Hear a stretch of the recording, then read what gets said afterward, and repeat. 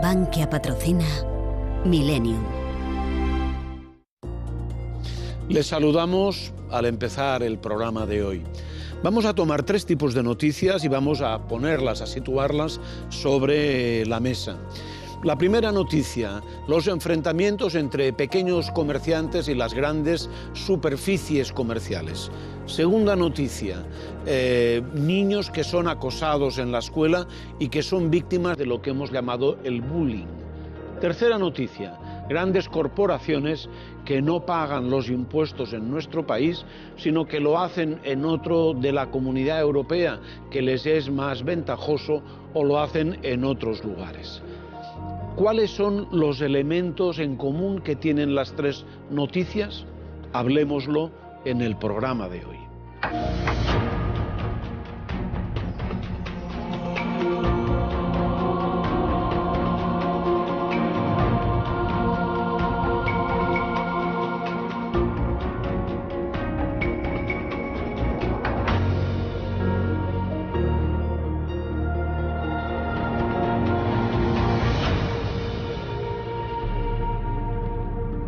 Lo que para muchos es la ley del más fuerte es para otros la ley de la selva, o lo que dirían también algunos, el pez más grande que se come al pez más chico.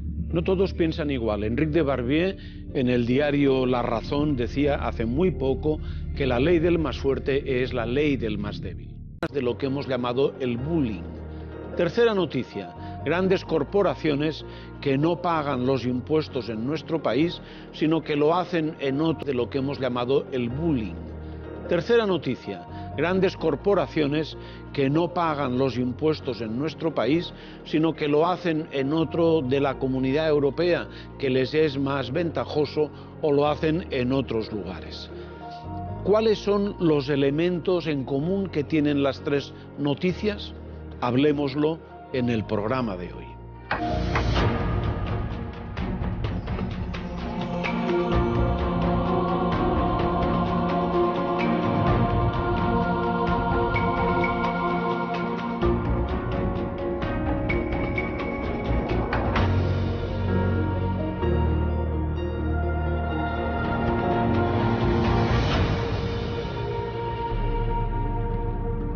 Lo que para muchos es la ley del más fuerte es para otros la ley de la selva, o lo que dirían... Aprendizaje, el aprender de sus conversaciones, muchas cosas. Su último libro es este, El triunfo de la compasión. Yo creo que está claro porque de subtítulo muestra la relación con los otros animales. ¿Los seres humanos y los animales están en el mismo nivel? Bueno, los seres humanos somos animales. Naturalmente esto no es ningún descubrimiento reciente. Ya Aristóteles y los griegos y tal, siempre que definían al ser humano, las definiciones siempre empezaban, el ser humano es el animal que, por ejemplo, Aristóteles es el animal que tiene lenguaje, o es el animal que tal y cual cosa. Entonces, si uno se pregunta en qué se diferencian los hombres de los animales, la respuesta es en nada, porque los hombres son animales. Es como si uno se pregunta en qué se diferencia un mosquito, se diferencia de un elefante, y un elefante se diferencia mucho de un ser humano. Pero claro, si cogemos el grupo entero de los animales, pues todas las características que tienen los animales en común las tenemos nosotros también. Aunque hay animales que tienen puntos más débiles también que nosotros. Por ejemplo, estoy pensando, porque al menos así lo leí, que los elefantes tienen un punto débil que es entre los dos ojos, que es el punto más delicado para ellos y a donde acuden las abejas para picarles, y eso les provoca una desazón absoluta, ¿no? Pues ¿es así? Sí, exactamente. Pero no solamente eso, sino que, por ejemplo, los elefantes tienen un problema mayor que nosotros en general con los dientes. Es decir, los elefantes viven muchos años y cuando se mueren casi siempre es porque ellos van desgastando sus molares conforme van comiendo cortezas de árboles y cosas muy duras. Entonces, detrás de un molar va viniendo otro y va viniendo otro. Pues llega un momento que se acaban de desgastar y ya no viene un molar nuevo. Y entonces los elefantes no pueden comer y se mueren de hambre. O sea, se mueren de hambre por desgaste de los molares. Y a nosotros, pues esto no nos pasa, porque normalmente nos morimos antes de que se nos desgasten los dientes, y si nos desgastan, pues ahora vamos al dentista y nos hace alguna cosa para arreglarlos. O sea, naturalmente que nosotros somos distintos de los elefantes. Pero también hay otras cosas que supongo que podemos aprender de los elefantes. Digo los elefantes porque es un animal grande. Yo no sé si usted sabe que en la televisión hay una regla que dice que los documentales de naturaleza, cuando más grande es el animal, mejor funcionan para la audiencia. Entonces los documentales de elefantes, de tigres, de caballos, son mucho más vistos o mucho más aceptados por los espectadores que los de abejas o los de mosquitos o los de ranas. Claro, exactamente. O sea, cuando son los animales más grandes, siempre despiertan. Por ejemplo, el animal más grande que hay es la ballena azul. Y efectivamente, pues esto es algo que hay que reconocer. Y hay muchas dimensiones de la realidad, pero una es el tamaño. Entonces, cuando una cosa es la más grande, pues esto es algo digno de admiración y consideración. Lo mismo pasa con los edificios, es decir, todo el mundo quiere construir el rascacielos más alto de todos. Pues Felipe II se construyó en el Escorial el monasterio más grande, el otro. Los canónigos de la Catedral de Sevilla, cuando decidieron construir la catedral, firmaron un papel con su decisión diciendo: construyamos una catedral tan grande que las generaciones futuras piensen que estábamos locos. No sabía yo eso. Y claro, y otra gran iglesia muy grande pues es San Pedro del Vaticano, que es Michelangelo, y también la Catedral de Milán, por ejemplo. Entonces, los turistas admiran las pirámides de Egipto, que no tienen nada, no hay nada, más que son muy grandes, digamos. Entonces, la Sagrada Familia de Barcelona. La Sagrada Familia, las cosas muy grandes, y efectivamente los animales muy grandes pues son admirables por su tamaño. Pero hay otros, como por ejemplo aquí en la portada de este libro, El triunfo de la compasión, se ve la cara espabilada y los ojos inteligentes de un orangután joven. Entonces el orangután, que es un homínido, todos los primates pues somos bastante, dentro de lo que cabe, bastante inteligentes y bastante espabilados. Y claro, no solamente el tamaño es admirable, también la inteligencia es admirable y la capacidad de producir cultura y hacer inventos es admirable. Y en según qué cosas, pues unos animales somos más admirables que otros. O sea, las abejas, por ejemplo, pueden hacer miel que nosotros no podemos hacer, pero nosotros podemos hablar, cosa que las abejas no pueden hacer.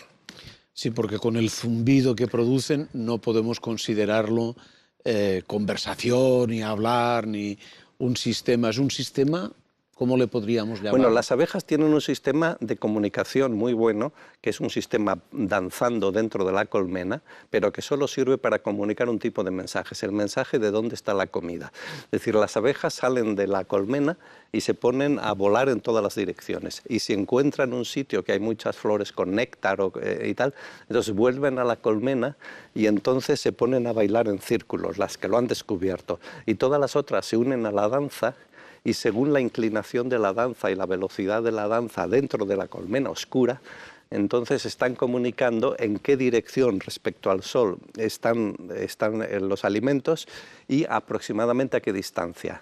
Es decir, cuanto más deprisa circulan, más cerca está la fuente, y cuanto más despacio, más lejos. De tal manera que cuando se acaba la danza, todas las abejas que han tomado parte en la danza salen disparadas en la dirección correcta y encuentran las flores esas. O sea, es un sistema muy bueno de comunicación, pero que solo sirve para comunicar eso. No sirve, desde luego, para discutir no sé de qué, de filosofía. Sí. Sabe que usted es para invitarle a todos los programas, porque siempre cuando converso con usted, siempre me da la impresión de aprender cosas, bueno, y de pasármelo bien. Porque cuando no es por animales es por filosofía, y cuando no es por mecánica cuántica, y si no es por física, lo cual casi le da a usted características de un hombre del Renacimiento. Bueno, el conocimiento es un gran placer. Volviendo otra vez a Aristóteles, fíjate que Aristóteles, que era el más afortunado de los filósofos griegos, porque ya para empezar era hijo nada menos que del médico personal del rey más poderoso de la época, que era Filipo, y en fin, pues tuvo mucha suerte y todo tipo de facilidades toda su vida.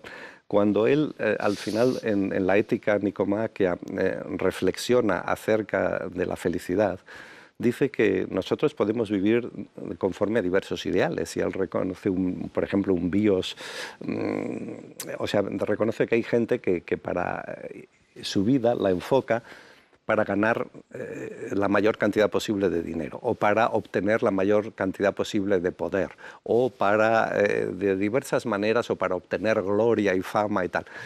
Y entonces él dice, bueno, que todo esto está muy bien y estas personas pues las satisface más o menos, pero que desde luego obtienen mucha menos satisfacción en la vida que con lo que él llama el bios theoretikos, es decir, el que teniendo, dice, hay que tener un cierto grado de inteligencia y al mismo tiempo hay que tener cubiertas las necesidades materiales básicas, claro, porque si estás hambriento y tal, no. Pero una vez que has hecho eso, lo único que te proporciona un placer ilimitado e inacabable es el conocimiento, porque incluso los placeres de la comida o del sexo o de lo que sea, bueno, pues duran lo que duran y luego ya pues ya no tienes ganas, mientras que el placer del conocimiento, dice Aristóteles, nunca llegas a agotarlo, precisamente porque siempre estamos descubriendo cosas nuevas, tanto a nivel colectivo como cada uno de nosotros por nuestra cuenta, pues por mucho que aprendamos y conozcamos, siempre nos queda como más hambre todavía de seguir. Y por eso dice Aristóteles que, bueno, que una vida satisfactoria tiene que tener un poco de todos los placeres y tal, pero que realmente si queremos optimizar la buena vida tenemos que poner el máximo empeño en la cuestión del conocimiento. Y yo estoy de acuerdo.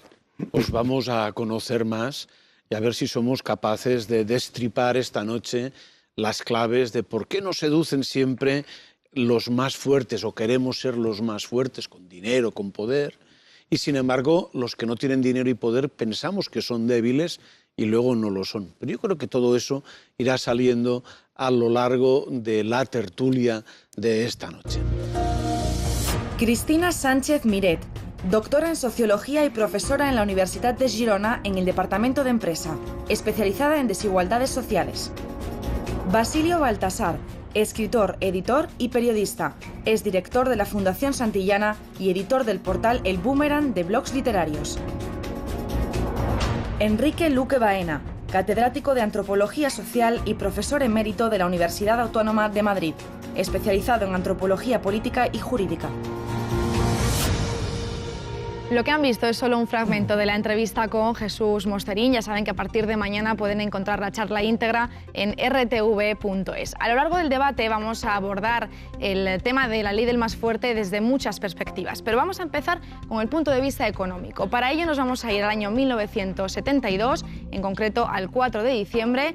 El presidente chileno, Salvador Allende, hace un discurso ante la Asamblea General de la ONU y critica duramente cómo los estados pierden el control sobre las multinacionales. Estamos frente a un verdadero conflicto frontal sobre las grandes corporaciones transnacionales y los estados. Estos aparecen interferidos en sus decisiones fundamentales, políticas, económicas y militares por organizaciones globales que no dependen de ningún estado y que en la suma de sus actividades no responden ni están fiscalizadas por ningún parlamento, por ninguna institución representativa del interés colectivo. En una palabra, es toda la estructura política del mundo la que está siendo socavada. Las grandes empresas transnacionales no solo atentan contra los intereses genuinos de los países en desarrollo, sino que su acción avasalladora e incontrolada se da también en los países industrializados donde se asientan. Bendito sea el archivo. Cuando uno tiene un tesoro como tiene esta casa con estas imágenes, siempre puede sorprenderse de cosas, como por ejemplo de lo que decía Salvador Allende hace más de 40 años. Es decir, 40 años que llevamos dándole la vuelta prácticamente a lo mismo sobre el poder de las grandes corporaciones, las multinacionales se decían entonces, ahora Ya yo creo que ese término ha cambiado por las grandes corporaciones en todo el mundo. El poder más allá de los estados. Y ahí podríamos decir si es que ha habido ese vuelco de poder de los estados a las empresas y, por tanto, si lo que mandan en estos momentos, si lo que manda son las empresas. La miro a usted porque, primero, porque es la que está aquí al lado y segundo, porque me parece que es la que más puede hablar de eso. No lo sé, buenas noches. No lo sé si soy la que más puedo hablar de eso, pero sí que es cierto que desde la sociología el tema del poder es uno de los temas centrales. Y evidentemente uno no puede analizar nuestra sociedad sin el poder económico. De hecho, hemos asistido desde los primeros sociólogos a la idea de que hay más poderes o poderes más allá que el económico, como son el capital social o como son el educativo. Es decir, han aparecido, si queréis llamarle así, enanos, por decirlo de alguna manera, pero todo para despistar durante este tiempo la importancia, la solidez y la característica de estructura que tiene en nuestra sociedad el poder económico. Eso los pensadores, digamos, de finales de la segunda mitad del siglo XIX, como Marx, pero no necesariamente principios del siglo XX, como Weber, tenían muy claro que lo que estructuraba, lo que nos situaba en una situación u otra de poder, como individuos o como corporaciones, como usted estaba diciendo, era precisamente el lugar que ocupábamos en el mercado para unos, en el otros en la capacidad de apropiación de capital. Es decir, que estamos en lo mismo, no ya desde Allende, que me ha parecido, iba a decir precioso, y quizás no es la palabra, este documento, no lo conocía, pero parece mentira que ya estuviéramos así, que ya lo supiéramos, o al menos grandes pensadores lo habían puesto sobre la mesa, y que todo el rato lo que estemos haciendo es discutiendo de manera circular sobre si existe ese poder o no existe y hasta dónde llega. Es curioso, hay que recordar que una de las grandes corporaciones que socavó el poder de Salvador Allende en el Chile de principios de los años 70 hasta su caída el 11 de septiembre fue precisamente IBM, que era por antonomasia la gran multinacional, la gran corporación que quería expandirse por todo el mundo para implantar sus sistemas informáticos y que luego lo que pudo fue la realidad, o sea, se equivocó. Los ordenadores no iban todos enchufados o enganchados a la gran red central, sino que fueron los inventores del portátil, por decirlo brevemente, los que se hicieron con el poder de la informática. Yo tengo aquí, en cualquier caso, un textito escrito por Javier Pérez Royo en el año 2010 en el diario El País. Él dice: la ley del más fuerte es insuprimible. La desaparición de dicha ley conduciría a cualquier sociedad a un proceso de descomposición inexorable. No podemos prescindir de ella para la articulación de una convivencia sostenible. Y evidentemente quiero saber lo que ustedes piensan al respecto. Bueno, lo interesante en las conversaciones es que nos obliga a precisar conceptualmente el valor de aquellas expresiones que utilizamos. Obviamente, cuando el autor cita la ley del más fuerte, no debemos estar entendiendo lo mismo para que él saque esta conclusión, porque yo quizás lo que organizaría sería esta especie de aseveración, pero de la manera totalmente contraria. Yo creo que lo que es importante es entender que para hablar, tenemos que distinguir, en primer lugar, lo que es el ejercicio del poder, el uso de la fuerza y la administración de las cosas. Y hay que contextualizar siempre el uso del poder, de la fuerza y de la administración en un concepto, en un marco de derecho y de garantías jurídicas, ¿no? Pero vale la pena recordar que donde hay fuerza, donde hay ejercicio de la fuerza, inevitablemente hay sacrificio. Y no importa que este sacrificio tenga lugar en el altar de un dios caníbal o en el altar de una supuesta teoría económica. Donde hay fuerza, hay sacrificio. Donde hay sacrificio, hay víctimas, y nunca son voluntarias.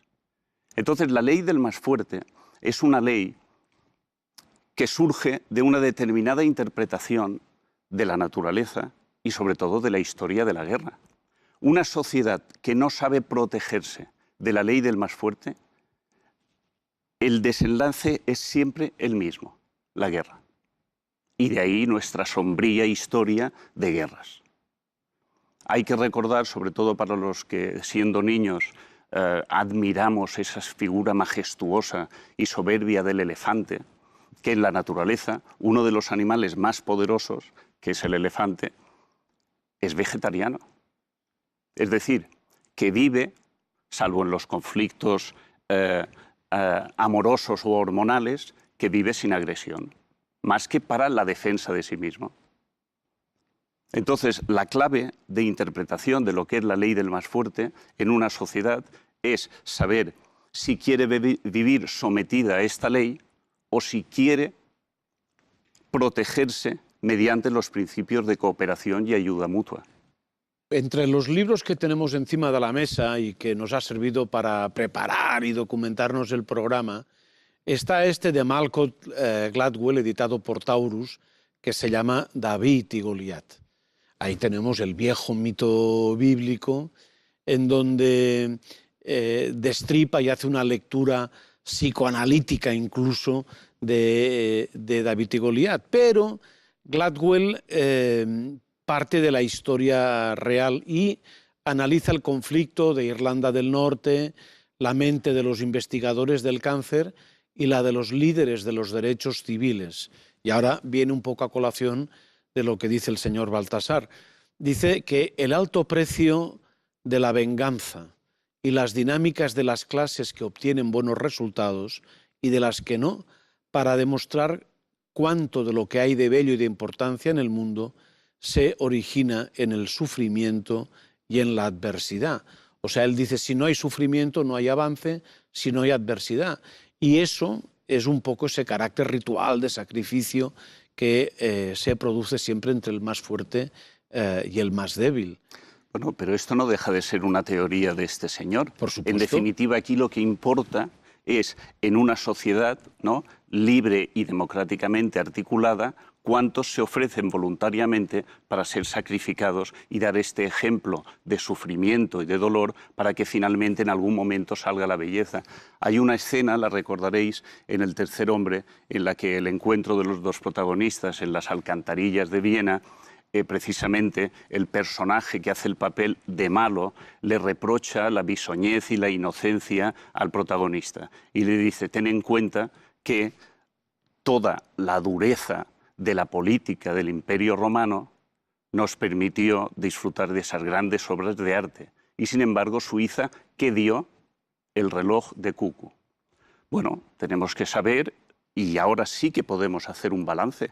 ¿Queremos vivir en una sociedad en donde los fuertes puedan oprimir impunemente a los que sacrifican en favor de sus beneficios? ¿O si queremos vivir en una sociedad articulada en base a la ayuda mutua y a la cooperación? De hecho, no podemos separar la idea de que exista esta ley del más fuerte, si es que podemos decir que es una ley, de la idea de jerarquía y de apropiación y aglutinación de poder.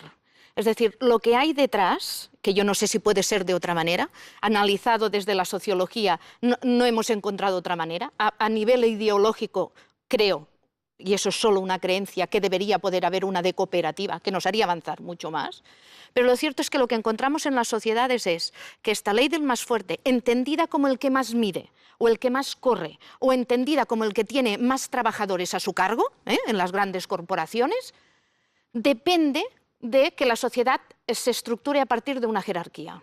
Porque si no hay jerarquía, hay cooperación. Esta jerarquía es sencillamente la capacidad de aglutinar poder. Porque yo no creo que los que se sacrifican lo hagan voluntariamente. Los kamikazes es otra cosa. Lo hacen normalmente inconscientemente. que es otra situación. Inconscientemente quiere decir que no sabes qué está haciendo el sistema contigo. Eso es la falta de conciencia, por decirlo de alguna manera, o la no conciencia de clase de Marx. Entonces, lo que hay detrás es siempre aquello que te permite, es decir, la ley del más fuerte ha ido cambiando de fisonomía. Es la misma, es exactamente, el principio es el mismo, pero cambia de fisonomía según lo que aporta poder en cada evolución social. Y lo que sí que siempre va acompañado es de una gran maquinaria ideológica que lo que hace es disimular que existe. Es decir, que convence al revés. Habla sobre todo del bien común. Cuando hay jerarquía no hay bien común. Es imposible que haya bien común. Vamos por parte, Jesús, y luego volvemos a alguna reflexión que me suscita usted. Bueno, yo quería hacer algunas distinciones conceptuales. En primer lugar, yo personalmente no entiendo qué es eso de la ley del más fuerte. No la he visto formulada en ningún sitio. Conozco muchas leyes científicas, las sé formular. Si me lo preguntan, no sé, la ley de la gravedad, dos cuerpos cualquiera se atraen con una fuerza directamente proporcional al producto de sus masas e inversamente proporcional al cuadrado de sus distancias. ¿Cuál es la ley del más fuerte? Aquí me parece que estamos empleando la palabra esta como una especie de comodín que no se sabe, yo por lo menos no sé lo que significa. En segundo lugar, tú mismo has aludido a todas las elecciones, no es lo mismo, naturalmente, la libertad que la democracia. Son cosas en cierto modo opuestas. Es decir, la libertad consiste en que yo haga lo que yo quiero y la democracia consiste en que yo haga lo que los demás quieren, la mayoría de los demás. Por eso, naturalmente, la democracia es un régimen autoritario que ejerce en la época griega la democracia clásica de un modo absoluto y ahora la democracia liberal moderna de un modo moderado. Y luego también hay que distinguir entre poder e influencia. O sea, yo tengo poder sobre alguien si mis directivas o mis órdenes a esa persona determinan que esa persona haga lo que yo ordeno aunque no lo quiera hacer. Mientras que yo tengo influencia sobre esa persona si mi conducta o mis palabras incrementan la probabilidad simplemente de que haga algo. Por ejemplo, si los personajes, los que hacéis programas de televisión, por ejemplo, pues tenéis influencia y las artistas famosas tienen influencia, etcétera, pero no tienen poder. Es decir, el Estado sí tiene poder. O sea, antes hablamos, si yo no quiero hacer el servicio militar y el servicio militar es obligatorio, el Estado me obliga a hacerlo. Si no quiero pagar los impuestos, si son obligatorios, me obliga a pagarlos. Es decir, que el Estado tiene poder, pero las otras instituciones no sé hasta qué punto tengan poder. Porque, por ejemplo, evidentemente los bancos tienen poder sobre las personas que les piden créditos y entonces están endeudadas con ellos, pero no tienen ningún poder sobre las personas que no les piden créditos porque entonces no tienen ni siquiera influencia en su conducta. Por eso yo pienso que en este tipo de discusión pues deberíamos detenernos un poco más en las nociones que estamos manejando. Y para terminar, me parece que bueno, esta historia que has contado, Basilio, que es cierto, esta cita famosa de los suizos y tal, no es cierto que se necesiten guerras y sacrificios para que se hagan cosas interesantes. Afortunadamente en Europa, por ejemplo, gracias a la Unión Europea, a pesar de que hay tantos antieuropeos ahora, llevamos 60 años de paz, algo totalmente inédito en la historia europea, y eso no significa que en estos 60 años no se hayan hecho cosas interesantes. Se han hecho cosas muy interesantes en Europa. O sea, no hay que ser demasiado masoquista y no hay que pensar que es necesario el sufrimiento y la guerra y el sacrificio para que haya originalidad o creatividad o progreso. Yo iría también a otra cosa. Jesús dice que no sabe muy bien qué es la ley del más fuerte. Lo hemos dicho al principio de todo el programa, se puede entender como el pez grande come al pez chico, pero hay un ejemplo que podríamos poner de la ley del más fuerte, que es el caso de Walmart en Estados Unidos. Yo creo que, y aquí tendríamos, por ejemplo, en los pequeños comerciantes que se sienten por debajo de lo que son las grandes superficies comerciales con sus poderes.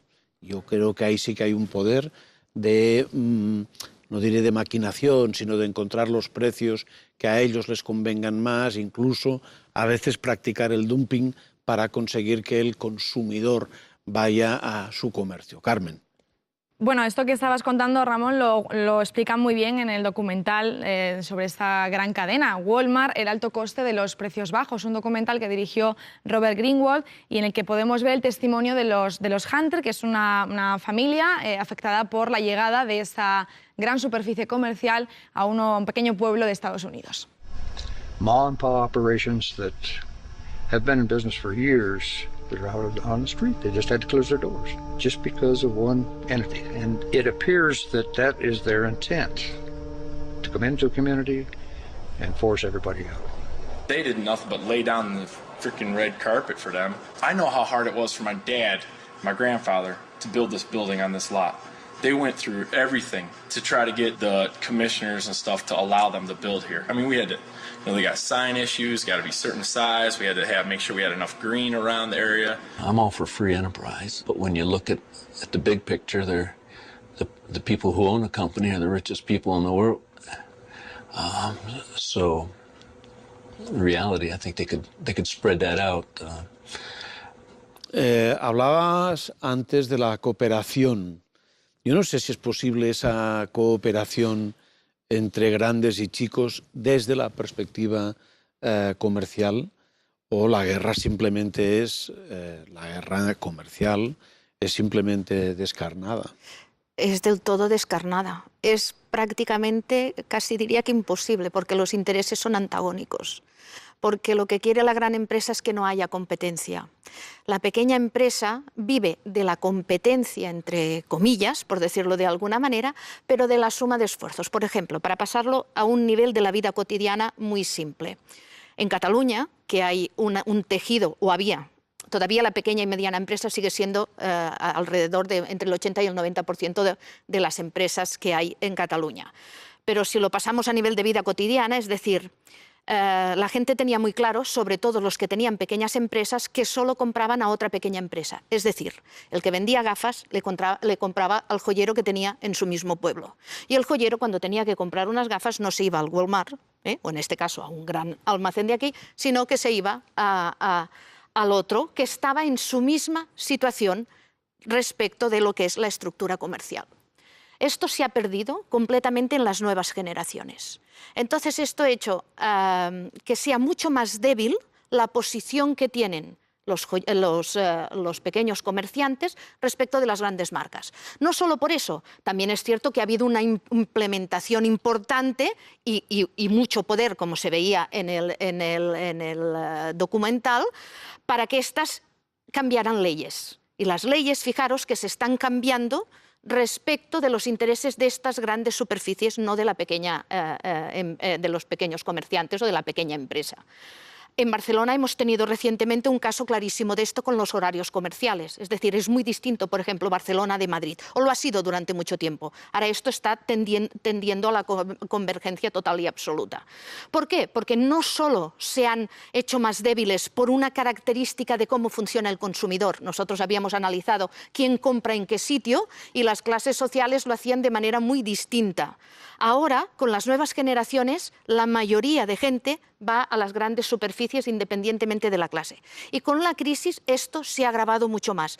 Todo y que pequeños supermercados, por ejemplo, supermercados medios, como ahora ha cambiado el hábito de compra, que ya está, todavía sigue siendo mayoritario, la compra, digamos, para todo el mes o para toda la semana, es decir, grandes compras. Pero para poder ahorrar, muchas familias lo que hacen ahora es comprar, no diré que el día a día, porque la estructura familiar no lo permite, pero sí pasar a la pequeña compra. Entonces ahí hay un repunte, por ejemplo, de los supermercados. Es decir, esto cambia la posición de poder que tienen también, pero igualmente es completamente distinta a la de las grandes superficies que el resto. Los dos quieren hablar, ustedes mismos. Bueno, vamos a ver, es que este asunto, a mí me parece que la libertad consiste en que el consumidor compre a la hora que quiera, el producto que quiera, en la tienda que quiera y al precio que quiera. Y la no libertad, la opresión política, consiste en que los partidos políticos y los caciques, digamos, entre ellos mangoneen dónde tenemos que comprar, con qué horarios tenemos que comprar. Los horarios tienen que ser 24 horas al día, 7 días a la semana. Y las tiendas tienen que ser todas minúsculas, pequeñas, grandísimas, por internet, todo. Y entonces en Barcelona, por ejemplo, cuando yo llegué a Barcelona, Barcelona estaba llena de tiendas de muebles horrorosamente feos, pseudo-versallescos, carísimos, que uno decía, pero ¿cómo puede valer una porquería de mueble tanto como esto y tal? Y entonces en un momento dado hubo una revolución muy positiva, que fue que llegó IKEA. Entonces trajo unos muebles muchísimo más bonitos y muchísimo más baratos. ¿Qué ocurrió? Que todo el mundo que yo conozco en Barcelona pasaron a comprar sus muebles en IKEA, no por ninguna conspiración, ni imposición, ni nada, sino simplemente porque efectivamente los muebles en IKEA, y no estoy haciendo publicidad, eran mucho más baratos y eran mucho más bonitos. Y muchas de esas tiendas pequeñas que yo conocía han desaparecido. Pero yo diría que han desaparecido gracias a Dios, porque no digamos, desempeñaban ninguna función útil. Y ahora lo mismo pasa en todos los órdenes. O sea, lo que yo quiero, y yo pido a todos los políticos de todos los partidos y de todas las zonas, es que por amor de Dios, que no tomen las decisiones comerciales de ningún tipo por mí, que ya soy mayorcito, que ya soy autónomo y ya puedo tomar mis propias decisiones y no necesito que, como a un niño pequeño, me estén diciendo que a qué hora tengo que comprar y dónde tengo que comprar y que me dejen decidirlo a mí. Volviendo un poco a lo que decía Jesús antes, lo de la ley a mí tampoco me gusta lo de la ley del más fuerte, quiero decir, y siempre se usa en un sentido metafórico o en un sentido, la misma discusión pues clásica, pues es eso, ¿no? Se está oponiendo a la ley del más fuerte, a la ley en definitiva, ¿no? O al derecho, a la justicia o como quiera denominarse. Pero lo que sí es cierto es que incluso en los mismos ejemplos que tú traías a colación, ¿no? Incluso con la relación poder-influencia, hombre, la relación es analíticamente fácil de establecer. Es más difícil en la práctica saber dónde empieza una cosa y termina la otra, claro está. Y luego, concretamente, con estos ejemplos, hombre, yo como consumidor soy partidario de la apertura total de eso, pero soy conocedor también, simplemente con ver lo que ocurre, que eso lleva consigo una serie de perjuicios para trabajadores de grandes superficies, incluso, no exclusivamente para pequeños comerciantes, sino porque se ven obligados, y más en las circunstancias en las que vivimos actualmente, probablemente a renuncias a tiempos vacacionales o a renuncias de tipo salarial, etcétera, etcétera. Entonces, realmente ahí, llamémoslo como lo llamemos, el más fuerte está eliminando al más débil, sea pequeño comercio o sea mediano comercio, e incluso está actuando en perjuicio de sus asalariados. Es que hay más. También me gustaría añadir otra cosa, con 3 noticias recientes. La Unión Europea busca cómo evitar que Google, Facebook, Amazon o Starbucks eludan impuestos. En España, Idealista, la página web, paga más impuestos en España que Google, Microsoft y Yahoo juntas.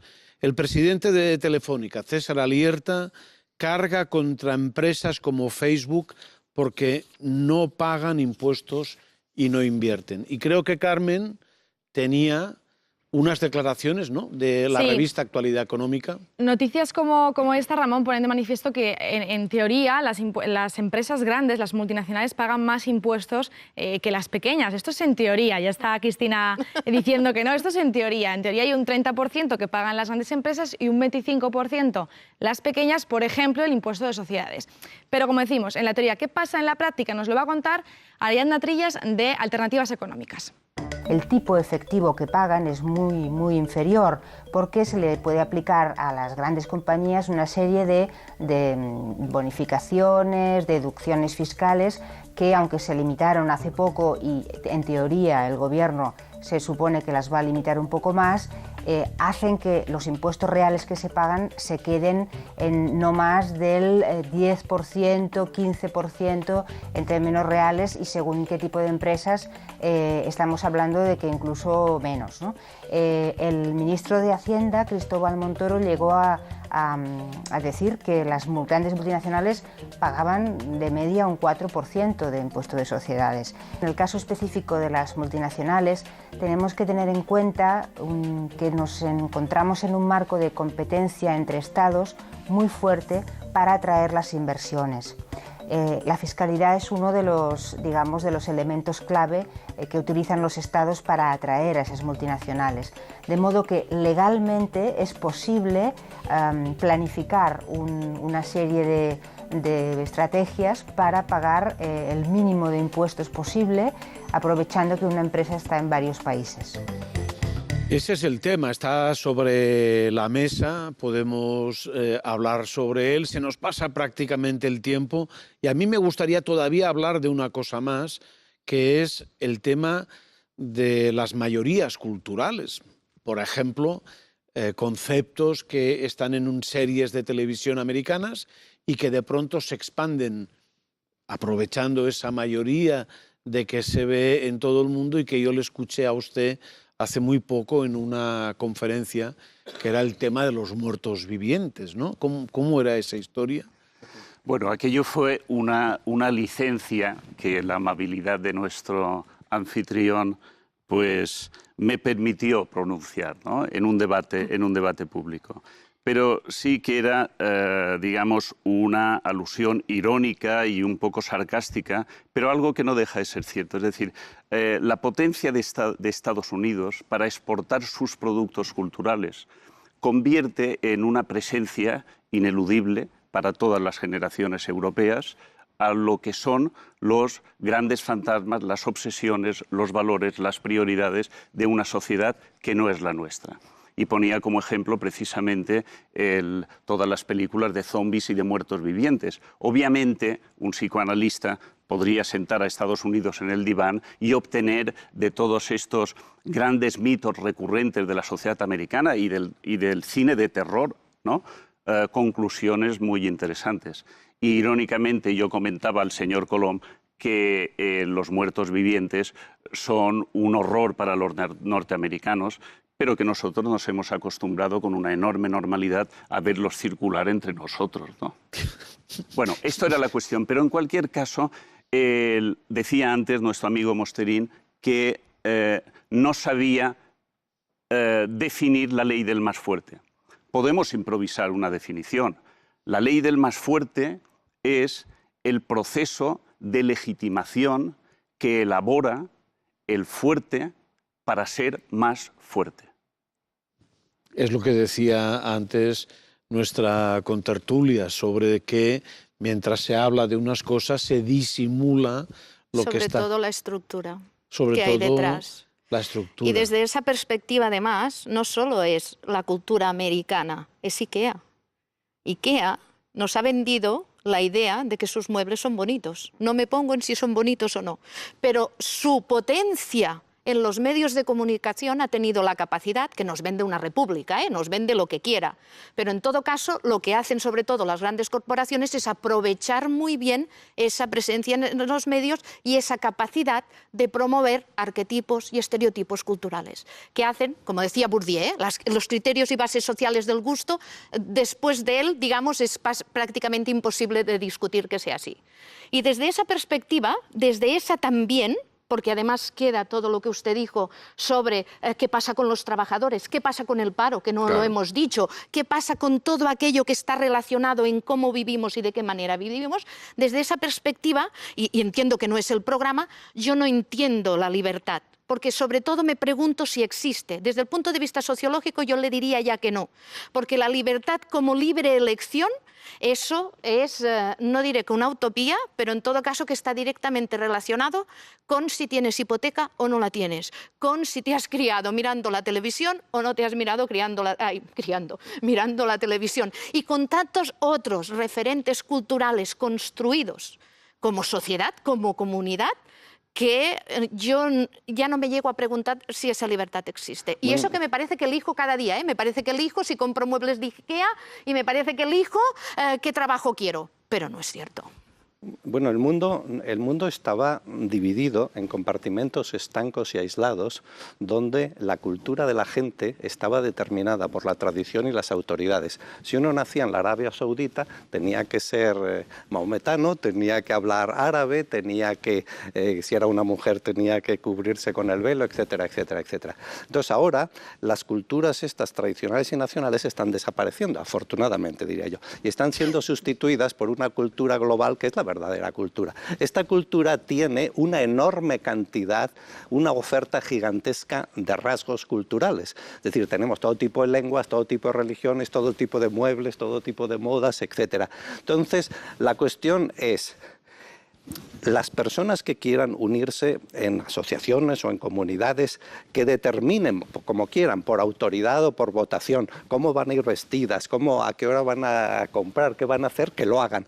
Pero las personas que deseen, que son algunas, decidir por sí mismos su vestido, su horario, su todo, deberían poder hacerlo también. Y afortunadamente esto está ocurriendo así. Yo lo que no entiendo es por qué tenemos que mezclar los grandes logros culturales y civilizatorios de nuestro tiempo con los defectos del derecho mercantil.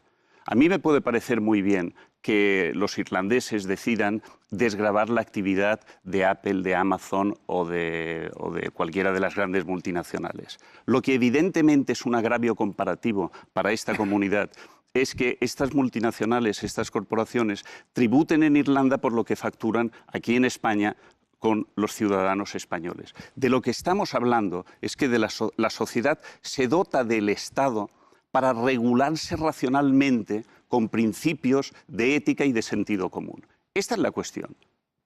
Enrique, sí, señor Luque, perdone, hay una cuestión que el quería señor... simplemente, perdón, antes de eso quería decir una cosa. Bueno, volver un poco también a Jesús, pero parece que al hablar de una cultura global, yo creo que eso no existe, vamos, es decir, tiene una apariencia de globalización o de globalidad, pero no existe, entre otras cosas porque no hay tampoco un idioma universal, es decir, no se ha conseguido ni con el Esperanto ni con nada, y no se consigue tampoco en el caso de la cultura, se consigue una apariencia de cultura global donde hay una clara hegemonía de una determinada cultura que toma elementos de los otros, culinarios, de vestido, de tal y de cual, pero que tiene utilice zombies o utilice lo que sea, impone sus criterios en ese sentido, impone sus criterios y eso se basa concretamente en un predominio de otro tipo, es decir, tiene unas raíces que son por hoy son claramente económicas, es decir, entonces, hoy por hoy vivimos probablemente dentro de 10 años, que parece que está variando el eje mundial de un tipo de hegemonía a otro tipo de hegemonía, en este caso oriental, pues a lo mejor la cosa es distinta. Pero hoy por hoy la cultura imperante, lo mismo que el idioma imperante en el mundo, es uno. Es decir, lo queramos aceptar o no, nos guste o no nos guste, pero es así. Es decir, es fundamentalmente la... ¿Usted cree que hay soluciones para la ley del más fuerte? Tendría que haberlas. Y sé que me escapo de la respuesta. Sí que las hay. Pero para empezar, se necesita conciencia de cómo es la estructura de poder. Porque, como he empezado diciendo, lo que hay detrás de la ley del más fuerte, eso que decimos, no sabemos si es una ley o no, pero estamos hablando de ello y todos sabemos a qué nos referimos, porque notamos las consecuencias, tiene que ver con qué estructura de poder hay y si siempre es una estructura jerarquizada. Esto es de lo más difícil de cambiar. Primero, porque se esconde sistemáticamente que existe y segundo, porque hay discursos del tipo de, por ejemplo, como decía Jesús, de que la libertad, yo soy libre si tengo un montón de horarios, sí, a costa de la no libertad de otros. Eso es la estructura de poder.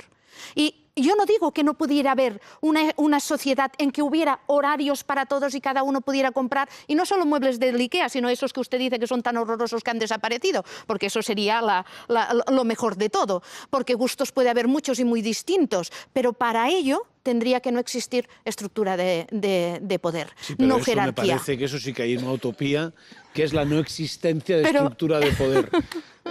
¿Usted cree que se puede...? Yo creo que es tremendamente difícil y por eso citaba al principio un caso tan tremendamente alejado del nuestro como puede ser el mundo melanesio. Yo creo que es muy difícil. La única esperanza es que podemos luchar contra eso. Bien. O sea, ¿usted está de acuerdo? Bueno, no sé si acepta ya que existe la ley del más fuerte o no. Todavía no le hemos convencido o no le han convencido No, yo pienso que existe la metáfora del más fuerte, pero no existe ninguna ley del más fuerte. Yo no he oído ninguna formularla y desde luego lo que no es la formulación de una ley es poner algún ejemplo, porque claro, si alguien dice que no sabe lo que es la ley de la gravedad y lo pregunta y le dice, bueno, por ejemplo, cuando suelto una piedra, la piedra cae. Bueno, eso es un ejemplo, eso no es una formulación de la ley. Pero bueno, para terminar comentando esto que decía ahora Enrique, sí que es cierto que en algunos aspectos, pues evidentemente hay cosas que tienen más influencia que otras, pero por ejemplo, si pensamos que la cultura americana es la predominante, lo cual yo no pienso, pero en fin, en muchos aspectos obviamente lo es, pero por ejemplo no en otros, por ejemplo no en la gastronomía. O sea, todos los que nos gusta pues, comer más o menos bien sabemos que la comida americana es muy mala y los primeros que lo saben son los mismos americanos. Lejos de exportar su comida, excepto en los sitios así, en estas cosas de las hamburguesas, que desde luego son horrorosas y tal, pues las buenas cocinas que hay en el mundo, que hay muchísimas, pero por ejemplo algunas son muy famosas, como la francesa, la china, etc. Estas sí que están en todo el mundo. Hace digamos, X años, en las generaciones anteriores, si uno estaba en Madrid o en Barcelona, tenía que viajar hasta China para comer comida china, mientras que ahora hay en Barcelona hay muchos más restaurantes chinos que restaurantes catalanes, y en Madrid que restaurantes madrileños. O sea, ahora uno no necesita viajar porque son estas cosas que vienen.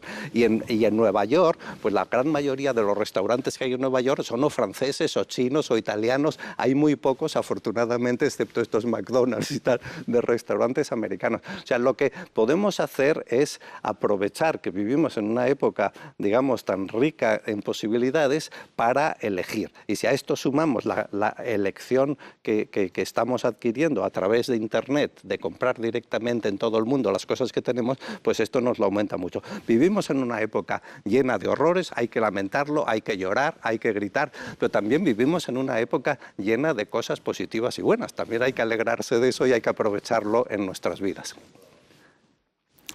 Bueno, alcanzado cierto nivel de edad en la vida, uno se da cuenta que lo más importante que ha hecho y que tiene que seguir haciendo es cuidar a sus mayores y proteger a sus niños. Y si esto es cierto en el ámbito de la familia, por extensión, lo es en el ámbito de la sociedad. Y nuestra obligación es utilizar la inteligencia, el sentido común y nuestra enorme capacidad para garantizar a todos los seres humanos un principio elemental. La economía se hizo para el hombre, no el hombre para la economía. Eso lo hemos recordado en alguna ocasión en anteriores programas. Repaso rápido y corriendo de libros. De Enrique Luque tenemos esta Antropología política, ensayos críticos, editado por Ariel. Y también es uno de los autores de Psicología de las relaciones de autoridad y de poder, editado por la editorial de la UOC, la Universitat Oberta de Cataluña. Basilio Baltasar es autor de esta novela, que a mí me ha gustado mucho y la he pasado muy bien, que se llama Pastoral iraquí. No tiene aparentemente nada que ver con el tema de esta noche, pero en Irak yo creo que es un marco perfecto para explicar muchas de las cosas que han salido en nuestro programa. Hemos hablado del David y Goliat, de Malcolm Gladwell, Taurus. Hay estos dos tomos de Antonio Escotado, Los enemigos del comercio, una historia moral de la propiedad, que ha editado Espasa. Tengo aquí los dos. Y voy a señalar también dos cosas más. El libro de Jesús Mosterín, El triunfo de la compasión, nuestra relación con los otros animales, Alianza Editorial, y esta revista de la que también hemos hablado, que es Alternativas Económicas. En este caso concreto es el número 15, el que tengo yo en la mano. Y abajo verán ustedes en la portada que dice tema del mes, pulso de gigantes por la hegemonía empresarial de Europa. Yo no sé si Carmen quiere añadir más en nuestra guía. Vamos a añadir primero que todos estos libros, para quien se haya perdido ahora desde casa, están en la web, igual que unas cuantas películas y documentales, pero vamos a escuchar desde los estudios de Prado de Rey a un compañero nuestro y director de Días de Cine, Gerardo Sánchez, que nos ha enviado él sus recomendaciones con respecto a este tema. Buenas noches, Ramón y Carmen y todos los espectadores de Millennium. Vamos con La ley del más fuerte, que es un título en western, pero que en este caso nos atañe a otros asuntos. Lo primero que me viene a la memoria es a Eddie, el protagonista del Compromiso, una película estupenda de Elia Kazan, que es un ejecutivo publicitario de éxito, venida menos, en horas bajas, que no se cree ya lo que está vendiendo, en una sociedad donde lo que se potencia precisamente es el éxito. Está viendo un documental en el que precisamente en sus horas más bajas vienen sus compañeros de oficina a convencerle de que vuelva a su puesto, a donde le corresponde estar, y está viendo un documental donde un león está comiéndose a una cebra y están hablando de estas cosas de la ley de la selva precisamente. Eddie era un ejecutivo publicitario en una sociedad en la que el mensaje publicitario, el vender las cosas es muy importante, lo cual me lleva a una serie como es Mad Men, que va por su 7ª temporada recién terminada, en la que además de ver a un protagonista que es Don Draper, que es la representación de ese hombre de éxito que vimos en Eddie, en El Compromiso, estamos viendo continuamente a la empresa que en origen es Sterling Cooper, cómo va creciendo, va fusionándose, va absorbiendo otras empresas en un escenario cambiante que es la América de los años 60.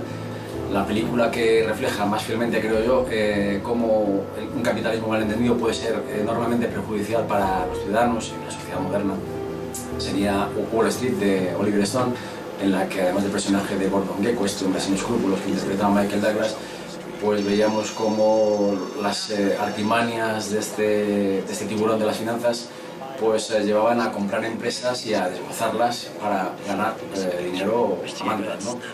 Y en paralelo a Wall Street de Oliver Stone recuerdo 2 películas muy distintas, pero las 2 son comedias, en este caso, que también nos muestran cómo los tejemanejes de los poderosos en la bolsa pues pueden arruinar a millones de personas y hacer ricos a unos pocos, ¿no? Son, ya digo, comedias, Easy Living de Mitchell Eisen y Entre ellos anda el juego de John Landis.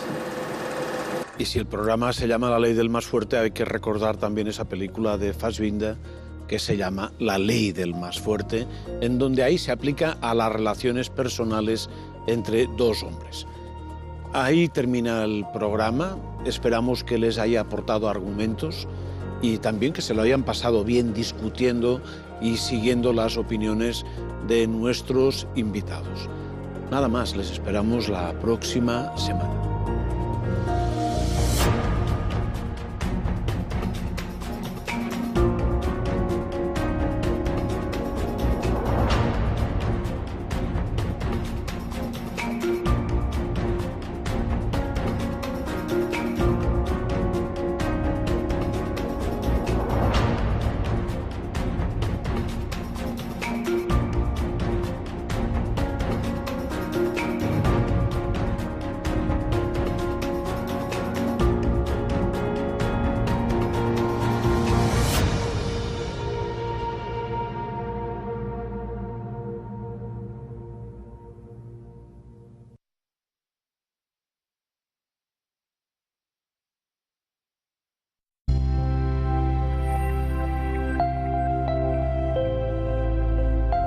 Bankia patrocina Millennium.